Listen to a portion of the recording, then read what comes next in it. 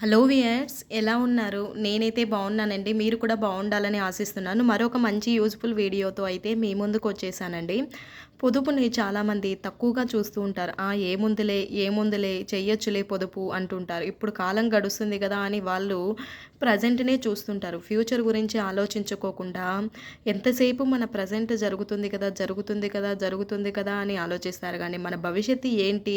మన కష్టాలు వచ్చినప్పుడు మనం ఏం చేయాలి? అప్పుడు అనుకోకుండా డబ్బులు కావాల్సింటే ఎలా అనే దాని గురించి అయితే పట్టించుకోరండి. దీనికి నేను ఫస్ట్ ఒక చిన్న పిల్లాడు తను అంత తెలివిగా ఆలోచించినప్పుడు మనం ఎందుకంత ఆలోచించకూడదని ఒక చిన్న స్టోరీ చెప్తానండి. అది వినండి. విన్న తర్వాత ఆ పిల్లవాడు అంతగా క్రియేటివ్‌గా ఆలోచించాడంటే మనం ఎంత క్రియేటివ్‌గా ఆలోచించాలో ఒక్కసారి విని చూడండి. స్కిప్ చేయకండి దయచేసి. చాలా ఇంట్రెస్టింగ్‌గా ఉంటుంది వీడియో అనేది. దానివల్ల మీరు చాలా నేర్చుకుంటారండి. ఒక పిల్లవాడిని ఒక స్కూల్‌లో ఎగ్జామ్ రాస్తుండగా, ఆ ఎగ్జామ్‌లో క్వెషన్ ఇచ్చారంట. ఏంటి? చీమని ఎలా చంపుతావు అని. ఆ చీమని మనము ఒక్క మాటలో చెప్పొచ్చు. ఏంటి? చీమను కాలితో తొక్కేసి చంపుతాను, లేపుగా చేత్తో నలిపేసి చంపుతాను అని. అది ఒక్క వాక్యంలో కంప్లీట్ అవుతుంది. కానీ అది 10 మార్క్స్ క్వెషన్. అంటే 10 మార్కుల క్వెషన్ కదా! 10 మార్కుల క్వెషన్‌కి నువ్వు అలా సింగిల్ లైను రాస్తే నీకు ఎవరు 10 మార్క్స్ వెయ్యరు.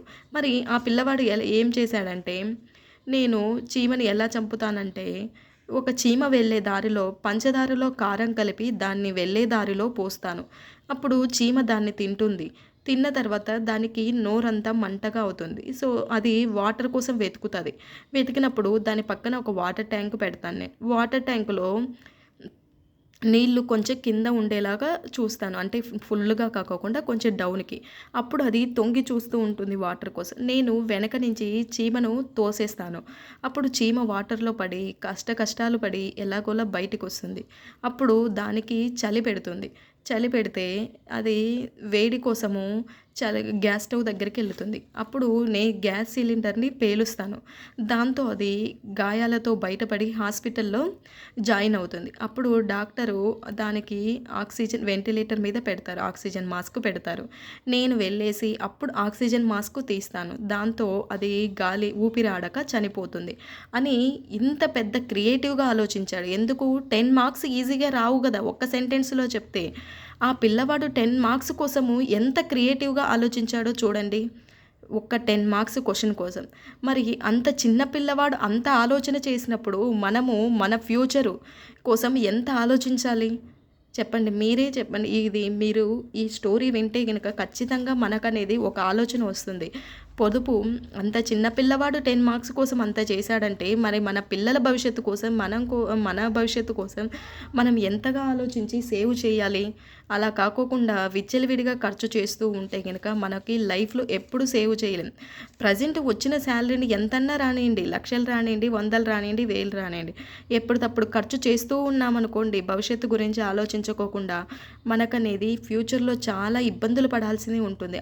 ఆఖరికి రూపాయి ఇచ్చేవారు కూడా మనకు ఉండరు.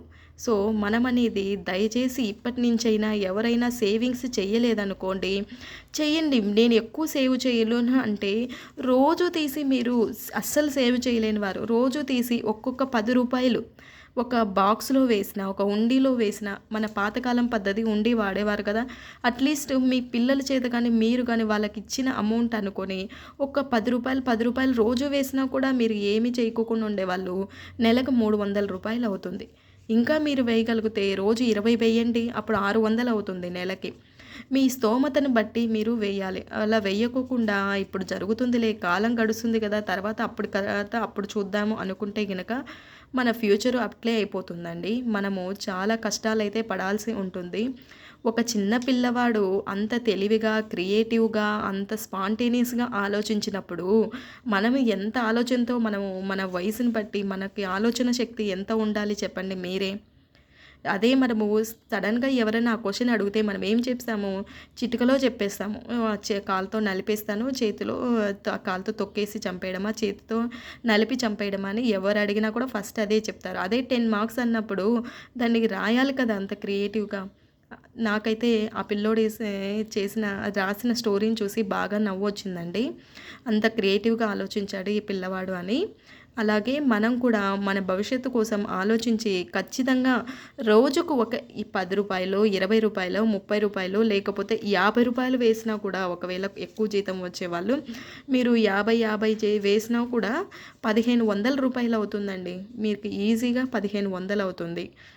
మీరు ఎంతో కొంత మీరు వేయగలిగే మీ స్తోమతను బట్టి ఎంతో కొంత సేవ్ చేసి నెలకి ఒక అమౌంట్ సేవ్ చేసినట్లయితే ఖచ్చితంగా మీ పిల్లల భవిష్యత్తు అనేది బాగుంటుంది. మీకు కూడా మీ పిల్లలు లేకపోయినా మీ భవిష్యత్తు కోసమైనా రేపు రిటైర్డ్ అవుతారు. రిటైర్డ్ అయినప్పుడు ఇప్పుడు వస్తుంది కదా డబ్బులు అని తింటూ కూర్చుని ఉంటే రేపు రిటైర్డ్ అయినప్పుడు ఏమొస్తుంది?